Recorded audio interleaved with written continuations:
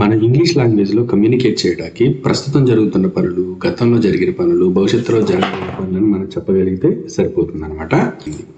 ఈ పీడిఎఫ్లో కొన్ని వందల ఇలాంటి ప్రస్తుత, గత, భవిష్యత్తుకు సంబంధించిన ఈ మెటీరియల్ మీకు కావాలి అని చెప్పి అనుకుంటే మీరు ఇంగ్లీష్ విత్ రాజేష్ అనే యాప్ని మీరు డౌన్లోడ్ చేసుకొని పీడిఎఫ్ బుక్ని మీరు కొనుగోలు చేయగలరు. ఓకేనా? ఇప్పుడు మన లెసన్స్లోకి వచ్చినట్లయితే ఐ ట్రావెల్, నేను ప్రయాణిస్తాను. ఐ ట్రావెల్డ్, నేను ప్రయాణించాను. ఐ విల్ ట్రావెల్, నేను ప్రయాణించబోతున్నాను. ఐ విజిట్, నేను సందర్శిస్తాను. ఐ విజిటెడ్, నేను సందర్శించాను.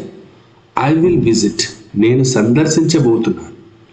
ఐ మూవ్, నేను కదులుతాను. ఐ మూవ్డ్, నేను కదిలాను. ఐ విల్ మూవ్, నేను కదలబోతున్నాను. ఐ స్టాప్, నేను ఆపుతాను. ఐ స్టాప్డ్, నేను ఆపాను. ఐ విల్ స్టాప్, నేను ఆపబోతున్నాను లేదా నేను ఆపుతాను అని కూడా చెప్పొచ్చు అనమాట. నేను భవిష్యత్తులో అన్న మీనింగ్ అనేది వస్తున్నాను. ఐ ప్లే, నేను ఆడతాను. ఐ ప్లేడ్, నేను ఆడాను. ఐ విల్ ప్లే, నేను ఆడబోతున్నాను. ఐ వాచ్, నేను చూశాను, నేను చూస్తాను. ఐ వాచ్డ్, నేను చూశాను. ఐ విల్ వాచ్, నేను చూడబోతున్నాను. ఐ లిసన్, నేను వింటాను.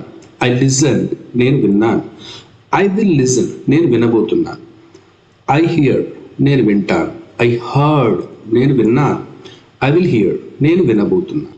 ఐ ఫీల్, నాకు అనిపిస్తుంది. ఐ ఫెల్ట్, నాకు అనిపించింది. ఐ విల్ ఫీల్, నాకు అనిపించబోతుంది. ఐ టచ్, నేను తాకుతాను. ఐ టచ్డ్, నేను తాకాను. ఐ విల్ టచ్, నేను తాకబోతున్నాను. ఐ కన్ఫర్మ్, నేను ధృవీకరిస్తాను. ఐ కన్ఫర్మ్డ్, నేను ధృవీకరించాను. ఐ విల్ కన్ఫర్మ్, నేను ధృవీకరించబోతున్నాను. ఐ డినై, నేను ఖండిస్తాను. ఐ డినైడ్, నేను ఖండించాను. ఐ విల్ డినై, నేను ఖండించబోతున్నాను. ఐ అడ్మిట్, నేను ఒప్పుకుంటాను. ఐ అడ్మిటెడ్, నేను ఒప్పుకున్నాను. ఐ విల్ అడ్మిట్, నేను ఒప్పుకోబోతున్నాను. ఐ రిఫ్యూజ్, నేను తిరస్కరిస్తాను. ఐ రిఫ్యూజ్డ్, నేను తిరస్కరించాను. ఐ విల్ రిఫ్యూజ్, నేను తిరస్కరించబోతున్నాను. ఐ యాక్సెప్ట్, నేను అంగీకరిస్తాను. ఐ యాక్సెప్ట్, నేను అంగీకరించాను. ఐ విల్ యాక్సెప్ట్, నేను అంగీకరించబోతున్నాను. ఐ డెలివర్, నేను అందజేస్తాను. ఐ డెలివర్డ్, నేను అందజేశాను. ఐ విల్ డెలివర్, నేను అందజేయబోతున్నాను. చూశారు కదా ఫ్రెండ్స్, ఇలాంటి చక్కటి మీకు ప్రజెంట్, పాస్ట్, ఫ్యూచర్కి సంబంధించిన చిన్న చిన్న వాక్యాలను మీరు మీ పిల్లలు కూడా సులువుగా నేర్చుకోవచ్చు. ఈ రీల్ కనుక మీకు నచ్చినట్లయితే దయచేసి లైక్ చేయండి, షేర్ చేయండి. మర్చిపోకుండా ఇంగ్లీష్ విత్ రాజేష్ అనే యాప్ని మీరు డౌన్లోడ్ చేసి ఈ బుక్ని కొనుగోలు చేయండి. వీడియో కోర్సెస్ కూడా దీనికి సంబంధించినటువంటివి చాలా ఉన్నాయి. ఓకేనా? Thank you.